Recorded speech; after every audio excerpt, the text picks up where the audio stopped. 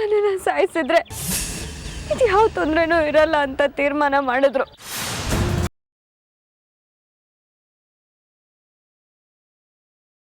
ಇಷ್ಟೆಲ್ಲ ನಡೆದಿದ್ರು ಯಾಕೆ ನನ್ನ ಹತ್ರ ಮುಚ್ಚಿಟ್ಟೆ? ನನ್ನ ಪ್ರಶ್ನೆಗೆ ಉತ್ತರ ಬೇಕು ಬೇಳಿ. ನಾನು ಈ ವಿಚಾರನ ನಿಮಗ್ ತಿಳ್ಸಕ್ಕೆ ಎಷ್ಟೆಲ್ಲ ಪ್ರಯತ್ನ ಪಟ್ಟೆ, ಆದ್ರೆ ಯಾವ್ದಾದ್ರೂ ಒಂದ್ ಅಡ್ಡಿ ಮಾಡ್ತಾನೆ ಇದ್ರು. ಒಂದಲ್ಲ ಒಂದಿನ ನಿಮ್ಗೆ ಎಲ್ಲ ವಿಚಾರ ಗೊತ್ತಾಗತ್ತೆ ಅನ್ಕೊಂಡೆ, ಆದ್ರೆ ಕೊನೆವರೆಗೂ ನಿಮ್ಗಿದ್ ಯಾವ್ದು ಗೊತ್ತಾಗ್ಲಿಲ್ಲ ಮಾವ.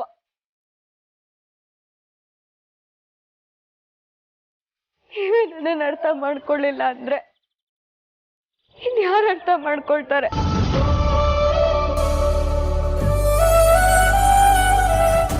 ಈ ಬೆಳ್ಳಿನ ಇನ್ಯಾರು ಅರ್ಥ ಮಾಡ್ಕೋತಾರೆ ಮಾವ?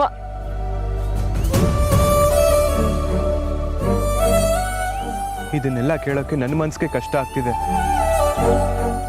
ನೀನ್ ಹೇಗೆ ಅನ್ಭವಿಸ್ದೆ ಬೆಳ್ಳಿ?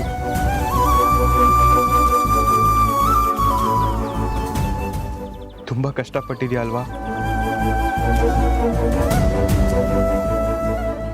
ಯಾರನ್ನ ನಂಬೋದು, ಯಾರನ್ನ ಬಿಡೋದು? ಒಬ್ರಲ್ಲಿ ಒಳ್ಳೆತನನ ಕೆಟ್ಟತನನ ಗುರ್ತಿಡಿಯೋದಾದ್ರೂ ಹೇಗೆ ಹೇಳು?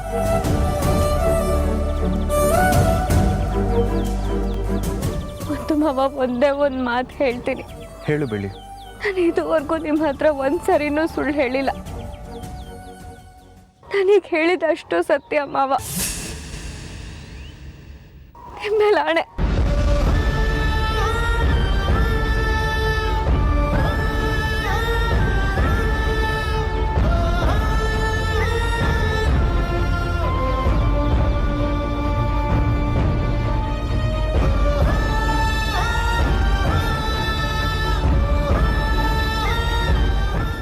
ಇದೆಲ್ಲ ನಡೆಯೋದಕ್ಕೆ ಮಾಯಕನೇ ಕಾರಣ.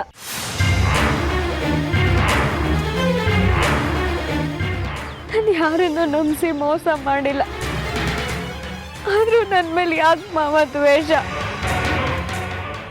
ನೀವೇ ಮಾಯಕನ್ನ ಮದುವೆ ಆಗಿ ಅಂತ ಎಷ್ಟೋ ಸರಿ ಅವ್ರ ಮುಂದೆನೆ ಹೇಳಿದ್ದೀನಿ, ಆದ್ರೂ ಅವ್ರಿಗೆ ನನ್ನ ಮೇಲೆ ನಂಬಿಕೆ ಬರ್ತಿಲ್ಲ. ನಂಬಬೇಕಾಗಿರೋರೆ ನನ್ನ ನಂಬದೆ ಅನುಮಾನದಲ್ಲಿ ನೋಡಿ ಕೊಲ್ಲೋಕ್ ಪ್ರಯತ್ನ ಪಟ್ರೆ ನಾನು ಏನ್ ಮಾಡ್ಲಿ ಮಾವ? ಕಣ್ಣು ಮುಚ್ಕೊಂಡು ಸಾಯೋದ್ ಬಿಟ್ರೆ ನನಗ್ ಬೇರೆ ದಾರಿ ಇಲ್ಲ.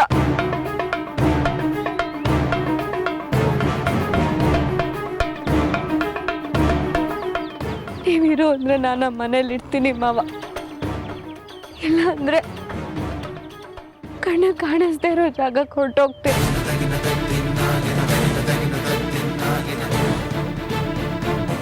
ನೀವೇ ಹೇಳಿ ಮಾವ, ನಾನೇನ್ ಮಾಡ್ಲಿ?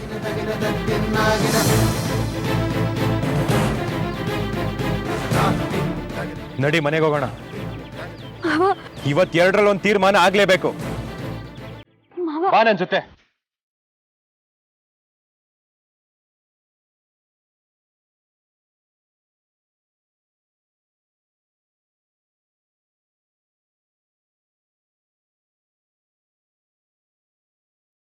ಮಾಯಾ, ಮಾಯಾ, ಮಾಯಾ, ಮಾಯಾ.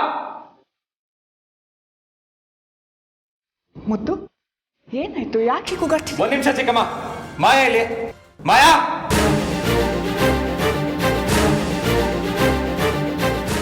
ಏನಾಯ್ತಣ್ಣ? ಯಾಕೆ ಇಷ್ಟೊಂದು ಟೆನ್ಷನ್? ಎಲ್ರು ಸ್ವಲ್ಪ ಸುಮ್ಮನೆ ಇರ್ತೀರಾ? ಮಾವ, ಏನಾಯ್ತು? ನನ್ನ ಮಾವನೋ ಇಲ್ವೋ ಅನ್ನೋದು ಇಷ್ಟೊಲ್ಲೇ ಗೊತ್ತಾಗತ್ತೆ. ನನ್ನೊಂದಷ್ಟು ಪ್ರಶ್ನೆಗಳಿದೆ, ಎಲ್ಲದಕ್ಕೂ ಉತ್ತರ ಕೊಡ್ತೀಯಾ? ಮಾವ, ನೀವು ಕೋಪದಲ್ಲಿದ್ದೀರಾ ಅಂತ ಅನ್ಸುತ್ತೆ. ಏನೇ ವಿಷಯ ಇದ್ರೂ ಆಮೇಲೆ ಕೂತ್ಕೊಂಡು ಮಾತಾಡೋಣ. ನಾನು ಈಗಲೇ ಮಾತಾಡಬೇಕು, ಇಲ್ಲೇ ಉತ್ತರ ಕೊಡಬೇಕು. ನಾನು ಯಾವತ್ತಾದ್ರೂ ನಿನ್ನ ಕೆಟ್ಟದ್ದು ಬಯಸಿದ್ದೀನಾ?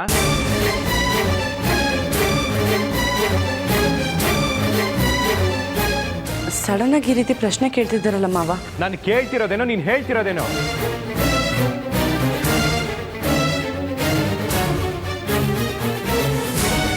ನಾನು ಯಾವತ್ತಾದ್ರೂ ನಿನ್ನ ಕೆಟ್ಟದ್ದು ಬಯಸಿದ್ದೀನಾ? ಹೌದೋ ಇಲ್ವೋ ಅಷ್ಟು ಮಾತ್ರ ಹೇಳಬೇಕು.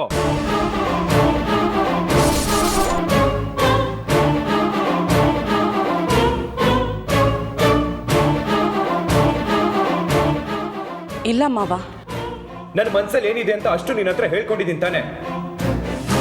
ನನ್ನ ಬಗ್ಗೆ ಪ್ರತಿಯೊಂದು ವಿಷಯನೂ ನಿನಗೆ ಗೊತ್ತು.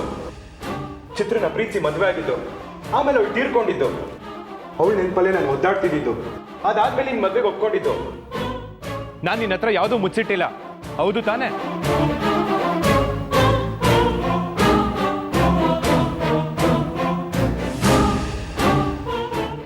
ಹಾ. ಅಂದಮೇಲೆ ನೀನ್ ಯಾಕೆ ಈ ರೀತಿ ದ್ರೋಹ ಮಾಡ್ತಿದ್ಯಾ?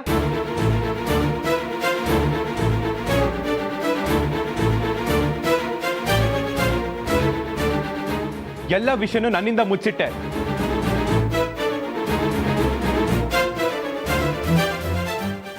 ನನ್ನ ಕಣ್ಣಿಗೆ ಮಣ್ಣೆರ್ಚಿ ನಿನ್ ಕೆಲಸನ ನೀನ್ ಸಾಧಿಸ್ಕೊಳ್ತಿದ್ದೆ. ಎಲ್ರಿಗೂ ಮೋಸ ಮಾಡ್ಕೊಂಡು ತಿರ್ಗಾಡ್ತಿದ್ಯಾ. ಇದೇ ತಾನೇ ನಿನ್ನ ಅಸಲಿ ಗುಣ.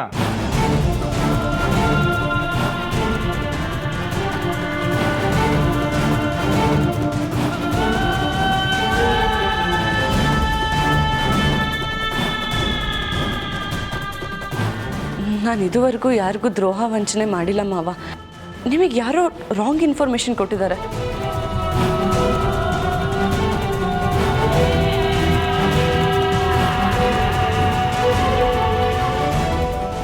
ಇಲ್ಲ ಮಾಯಾ, ಇದು ಯಾವುದೇ ಕಾರಣಕ್ಕೂ ರಾಂಗ್ ಇನ್ಫಾರ್ಮೇಶನ್ ಆಗಿರೋದಕ್ಕೆ ಸಾಧ್ಯನೇ ಇಲ್ಲ. ನೀನು ಮಾಡಿರೋ ಅನ್ಯಾಯ ಇಂಚಿಂಚು ನನಗೆ ಗೊತ್ತಾಗಿದೆ. ಅದೇನು ಅನ್ಯಾಯ ಮಾಡಿದ್ದೀನಿ ಹೇಳಿ ಮಾವ. ನನ್ನಿಂದ ನಿಮಗೆ ಅಂತ ಅಲ್ಲ, ಯಾರಿಗೂ ದ್ರೋಹ ಆಗಿಲ್ಲ ಅಂತ ನಾನು ಪ್ರೂವ್ ಮಾಡ್ತೀನಿ. ಸಾಕು ಮಾಡು ನಿನ್ ನಾಟಕನ. ಈ ನಾಟಕಗಳೆಲ್ಲ ನಂಬೋಕೆ ನಾನು ಮುಟ್ಟಾಳ ಅಲ್ಲ.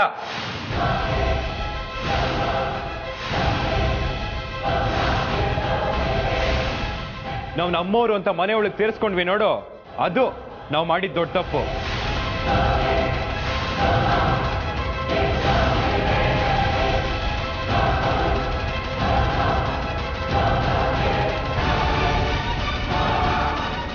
ಮನೇಲೆ ಎದ್ಕೊಂಡು ನಮ್ಗೆ ಗುಂಡಿ ತೋಡೋ ಕೆಲಸ ಮಾಡಿದ್ದೀರಲ್ಲ.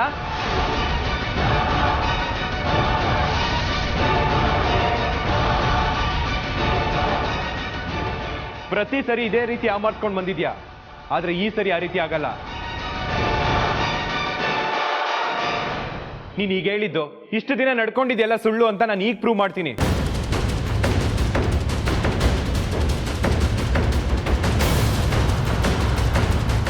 ಬೆಳ್ಳಿ, ನನಗೇನೇನು ವಿಷಯ ಹೇಳ್ದೆ ಎಲ್ಲ ಇವಳು ಮುಂದೆ ಹೇಳು.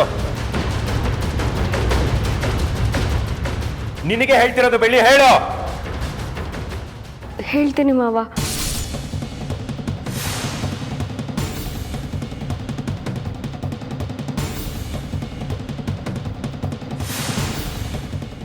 ಒಂದು ನಿಮಿಷ ಮುತ್ತು, ಅವತ್ತು ಪೂಜೆ ದಿನ ಏನು ನಡೀತು ಅಂತ ನಿನಗೆ ಗೊತ್ತಲ್ವಾ? ಹೋಗಿ ಹೋಗಿ ಅವಳ ಮಾತನ್ನ ನಂಬ್ತಾ ಇದೆಯಲ್ಲ. ಅವತ್ತು ಎಲ್ಲರೂ ಮುಂದೆ ನಾನು ನಿನ್ನ ಎಲ್ಲ ಆಸ್ತಿನೂ ಹೊಡೆಯೋದಕ್ಕೆ ಸಂಚು ಮಾಡಿದ್ದೀನಿ ಅಂತಂದ್ಲು. ಕಡೆಗೆ ಕ್ಷಮೆ ಕೇಳಿದ್ಲು. ಇವತ್ತು ಹಾಗೆ ಮಾಡಲ್ಲ ಅಂತ ಏನು ಗ್ಯಾರಂಟಿ? ದಯವಿಟ್ಟು ನೀನು ಅವಳ ಮಾತನ್ನ ನಂಬಕ್ಕೆ ಹೋಗಬೇಡ. ಇಲ್ಲ ಚಿಕ್ಕಮ್ಮ, ಇಷ್ಟು ದಿನ ಬೆಳ್ಳಿ ಮಾತನ್ನ ನಾನು ನಂಬ್ತಿರ್ಲಿಲ್ಲ. ನಿಮ್ ವಿರುದ್ಧ ಅವಳು ಮಾತಾಡಿದ ತಪ್ಪೇ ಒಪ್ಕೊಳ್ತೀನಿ. ಆದ್ರೆ ಬೆಳ್ಳಿ ಹೇಳ್ತಿರೋದ್ರಲ್ಲಿ ಸತ್ಯ ಇದೆ.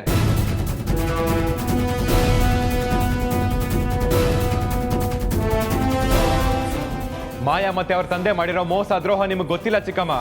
ಅದ್ರ ಬಗ್ಗೆ ಸ್ವಲ್ಪದ್ರಲ್ಲೇ ತಿಳಿಸ್ತೀನಿ, ನೀವು ಸ್ವಲ್ಪ ತಾಳ್ಮೆಯಿಂದ ಇರಿ.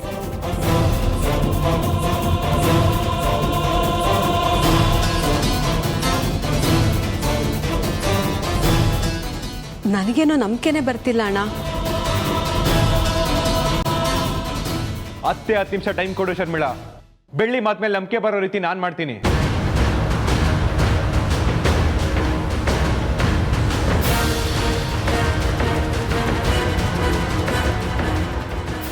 ನೀನೇ ಹೇಳು ಬೆಳ್ಳಿ. ಅವತ್ತು ಮುತ್ತು ಮಾವ ಕೆಲಸದ ಮೇಲೆ ಊರಿಗೆ ಹೋಗಿದ್ರು. ನೀವೆಲ್ಲರೂ ಐಶ್ವರ್ಯನ್ ಫಂಕ್ಷನ್ ಇದೆ ಅಂತ ಅವಳು ಕಾಲೇಜಿಗೆ ಬೆಂಗಳೂರಿಗೆ ಹೋಗಿದ್ರಿ.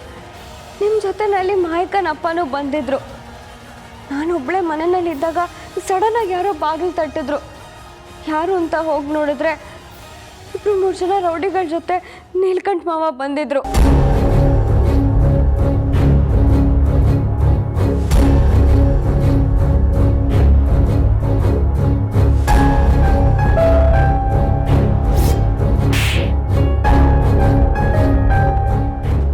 ಆ ಚಿತ್ರನ್ನೇ ನಾನು ಬಿಡ್ಲಿಲ್ಲ. ಇನ್ನು ನಿನ್ನ ಬಿಟ್ಬಿಡ್ತೀನಿ. ಹಿಡ್ಕೊಂಡು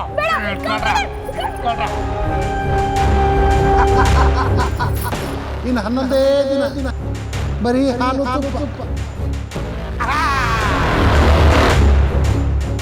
ಮುತ್ತು ಜೊತೆ ನನ್ನ ಮಗಳು ಮದುವೆ ಆಗಬೇಕು ಅಂದರೆ ನೀನು ಬದುಕಿರಬಾರ್ದು ಅಂತ ಹೇಳಿ ಹಾಲಲ್ಲಿ ವಿಷ ಬೆರೆಸಿ ಕುಡಿಸಿದ್ರು.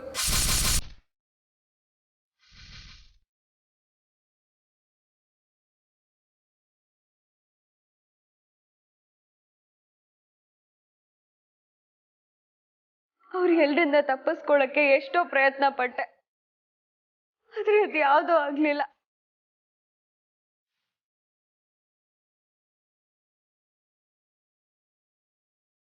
ಕೊನೆಗೆ ನನಗೆ ಪ್ರಜ್ಞೆ ತಪ್ಪೋಯ್ತು. ಆಗ ನನ್ನನ್ನು ಎತ್ಕೊಂಡು ಹೋಗಿ ಮಣ್ಣಲ್ಲಿ ಹೂತಾಕಿದ್ರು.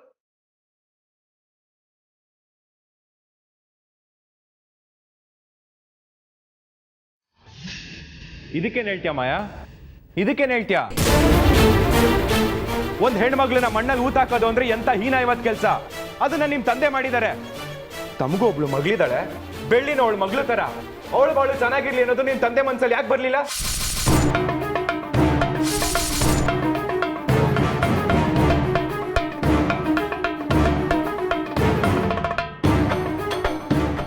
ನಮ್ಮ ನೀಲ್ಕಂಠ ಇಷ್ಟು ಕೆಟ್ಟದಾಗಿ ನಡ್ಕೋತಾನೆ ಅಂತ ನನ್ನ ಕನಸಲ್ಲೂ ಊಹಿಸಿರ್ಲಿಲ್ಲ. ಆಮೇಲೆ ಅವಳನ್ನ ಯಾರು ಕಾಪಾಡಿದ್ದು ಗೊತ್ತಾ ಚಿಕ್ಕಮ್ಮ? ನಮ್ಮ ಹರಿಣಿ.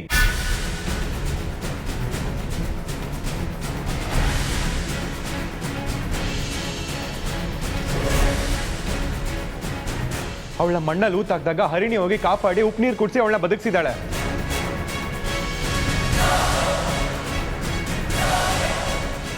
ಇಲ್ಲ ಅಂದಿದ್ರೆ ಬೆಳ್ಳಿ ಜೀವಂತವಾಗಿ ಇರ್ತಿರ್ಲಿಲ್ಲ ಚಿಕ್ಕಮ್ಮ.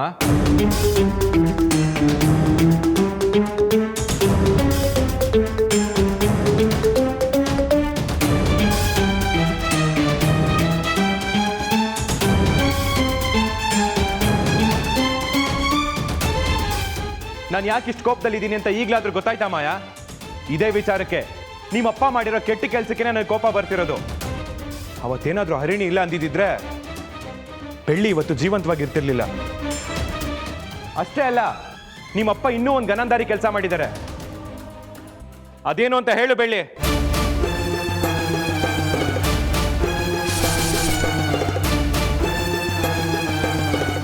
ಬೆಳ್ಳಿ, ನೀನ್ ಯಾವುದಕ್ಕೂ ಭಯ ಪಡಬೇಡ.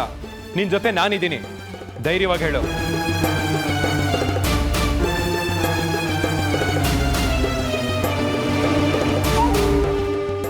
ಹೇಳ್ತೀನಿ ಮಾವ, ನೀವು ಜೈಲಲ್ಲಿದ್ದಾಗ ನಿಮಗೆ ಬೇಗ ಬಿಡುಗಡೆ ಆಗಲಿ ಅಂತ ದೇವಸ್ಥಾನದಲ್ಲಿ ಪೂಜೆ ಮಾಡ್ಸೋಕ್ಕೆ ಅಂತ ಹೋಗಿದ್ದೆ. ಆಗ 2-3 ಜನ ರೌಡಿಗಳು ಬಂದು ನನ್ನ ಹೇಳ್ಕೊಂಡು ತೋಟಕ್ಕೆ ಹೋದರು. ಆ ರೌಡಿಗಳನ್ನ ಕಳಿಸಿದ್ದು ಬೇರೆ ಯಾರೂ ಅಲ್ಲ, ನೀಲ್ಕಂಠ ಮಾವನೇ.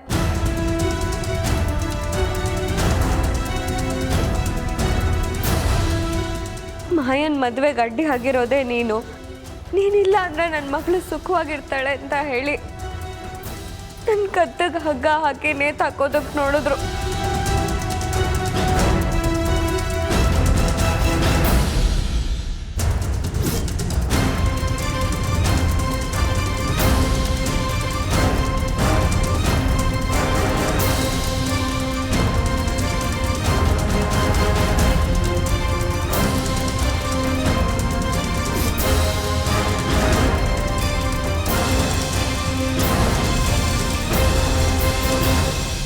ಅದಾದ್ಮೇಲೆ ಏನಾಯ್ತು, ನಾನು ಹೇಗೆ ಬಚಾವಾದೆ ಒಂದೂ ಗೊತ್ತಿಲ್ಲ. ನಾನು ಎದ್ದು ನೋಡಿದಾಗ ನನ್ನ ಸುತ್ತಮುತ್ತ ಯಾರೂ ಇರಲಿಲ್ಲ, ನಾನು ಒಬ್ಬಳೇ ಇದ್ದೆ. ಮನೆಗೆ ಬಂದಾಗ ಬೆಳಗ್ಗೆ ನೋಡಿದ್ರೆ ನೀಲ್ಕಂಠ ಮಾವ ತೀರೋಗಿದ್ದಾರೆ ಅಂದರು. ಅವತ್ತು ನನ್ನ ಸಹಾಯಕ್ಕೆ ಯಾರೂ ಇರಲಿಲ್ಲ. ನನ್ನನ್ನು ಕಾಪಾಡಿದ್ದು ಆ ತಾಯಿ ಚಾಮುಂಡಿನ ಇರಬೇಕು.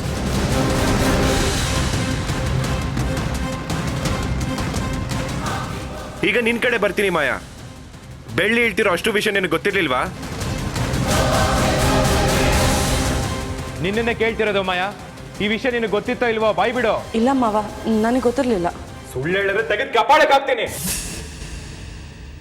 ನಾನು ಯಾರನ್ನ ಬೇಕಾದ್ರೂ ಕ್ಷಮಿಸ್ತೀನಿ, ಆದ್ರೆ ಸುಳ್ಳು ಹೇಳೋರು ಮೋಸ ಮಾಡೋರು ಕಂಡ್ರೆ ಆಗಲ್ಲ ಅಂತ ನಿನಗೂ ಚೆನ್ನಾಗಿ ಗೊತ್ತು.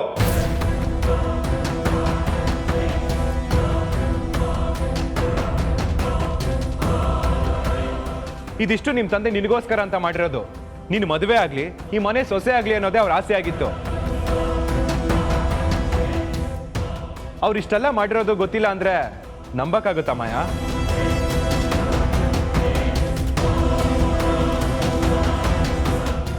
ನಿಮ್ ತಂದೆಗೆ ನನ್ನ ಮೇಲೆ ನಂಬಿಕೆ ಇರ್ಲಿಲ್ವಾ? ನಾನು ದೇವ್ರಿಗಿನ್ನ ಹೆಚ್ಚಾಗಿ ನಂಬೋದೆ ನಮ್ಮ ಚಿಕ್ಕಮ್ಮನ್ನ.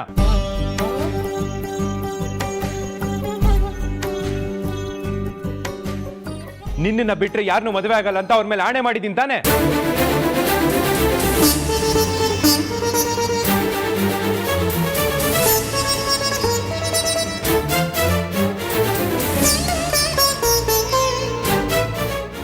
ಬೆಳ್ಳಿನ ನೋಡಿ ಕಲೀರಿ. ನಾನೊಂದು ಮಾತು ಹೇಳಿದ್ರೆ ಸಾಕು, ಅದನ್ನ ಚಾಚು ತಪ್ಪದೆ ಕೇಳ್ತಾಳೆ. ಯಾಕಂದ್ರೆ ಬೆಳ್ಳಿಗೆ ನನ್ನ ಮೇಲೆ ಅಷ್ಟು ನಂಬಿಕೆ.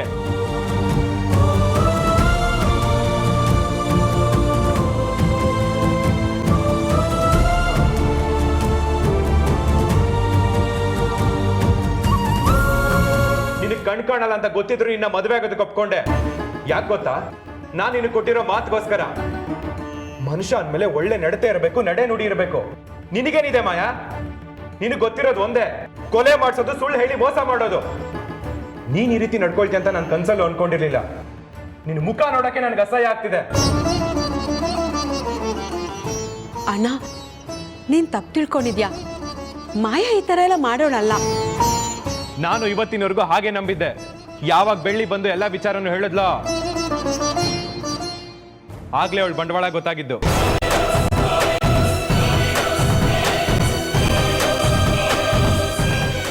ಒಬ್ಬನ್ನ ಹೇಗೆ ಯಾಮಾರಿಸ್ಬೋದು ಅಂತ ಮಾಯನ್ ನೋಡಿ ಕಲ್ತ್ಕೋಬಹುದು.